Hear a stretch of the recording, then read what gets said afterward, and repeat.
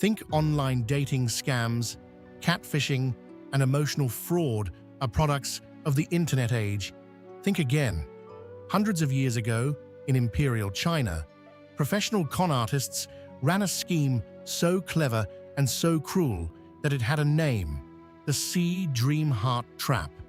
This wasn't a quick robbery. It was a slow, carefully calculated destruction. And its target? Lonely, aging bachelors. In the late Ming Dynasty, in a small farming village in Jiangnan, there lived a 50-year-old man known as Old Wang. He had been a bachelor his whole life. His parents died early, leaving him nothing but a tiny plot of land and a thatched hut. For 40 years, he rose before dawn, planting rice, raising silkworms, hauling heavy loads to the market. He saved every single copper coin he earned, hiding them in a clay jar beneath his bed. By middle age, his back was bent, his hands were thick with calluses, and his heart was heavy with loneliness. He had never held a woman's hand. He had never heard a child call him father. Neighbors whispered behind his back, calling him the old leftover. He pretended not to hear, but at night, he often lay staring at the ceiling, wondering if he would die alone. One autumn evening, a traveling matchmaker named Aunt Liu knocked on his door.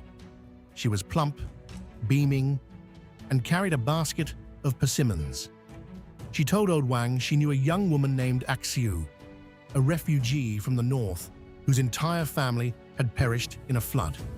The girl was 27, honest, hardworking, and pretty. All she wanted was a kind man to take her in.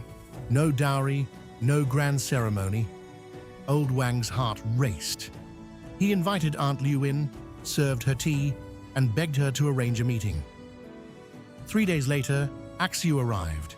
She wore a faded blue cotton dress, her hair neatly braided, her eyes cast down. She spoke softly, thanking Old Wang for his kindness. Without being asked, she cooked for him, swept his floor, and mended his torn jacket. Over the next few weeks, she listened to his stories about his dead parents, his failed crops, his aching joints. She never asked for money. She simply smiled and said, "Uncle Wang, you have a good heart. That's worth more than silver."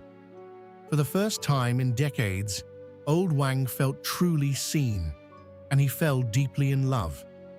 Within a month, he proposed. Axiu accepted, but she looked worried. She said her only living relative, an uncle in the next county, had to give his formal consent. Aunt Liu offered to travel there and handle the paperwork, but the uncle demanded a release fee of 5 taels of silver, a customary payment to sever the family bond. Old Wang hesitated, but Axiu wept, saying she was afraid her uncle would drag her back north. So he handed over the silver. A week later, Aunt Liu returned with a signed document, forged of course, and announced that everything was in order. Then came the wedding expenses. The local registrar needed 2 taels for the marriage certificate. The ancestral shrine required 3 taels for ritual offerings to inform Old Wang's deceased parents. Axiu suddenly fell ill with a cold dampness that needed a rare medicinal root, costing another 4 taels. Each time, Old Wang paid. He told himself this was the price of happiness. When his cash ran out, the gang, because that's what they were, pressured him to sell his rice paddy, then his water buffalo, then his plow, and finally, his thatched hut. He even borrowed from a moneylender at exorbitant interest, believing that after the wedding, he and Axiu would work together to pay it back. The wedding was set for the 15th day of the 8th month. Old Wang spent his last coins on new clothes and a pair of red candles. But on the morning of the 14th, Axiu complained of a headache and went to lie down in the inner room. When Old Wang returned from buying fish at the market, the house was empty. Axiu was gone, Aunt Liu was gone. The forged documents, the herbal medicine, everything had vanished. Neighbors gathered outside, laughing at how easily he'd been fooled. Within days, the moneylender seized what little remained. That winter, old Wang slept in the doorway of a temple, begging for steamed buns. On a frosty dawn, the temple keeper found him slumped against the stone lion, his face frozen, a half-empty bowl beside him.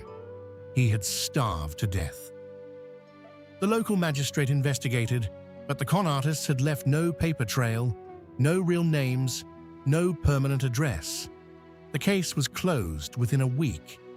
Yet old Wang's story spread far and wide across the region.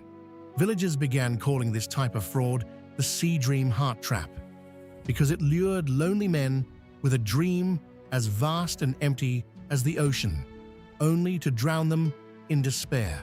And to this day, that ancient tale echoes in every romance scam, every fake profile, every sweet-talking stranger who asks for money. It proves one timeless truth: loneliness, not greed, is the oldest currency of deception.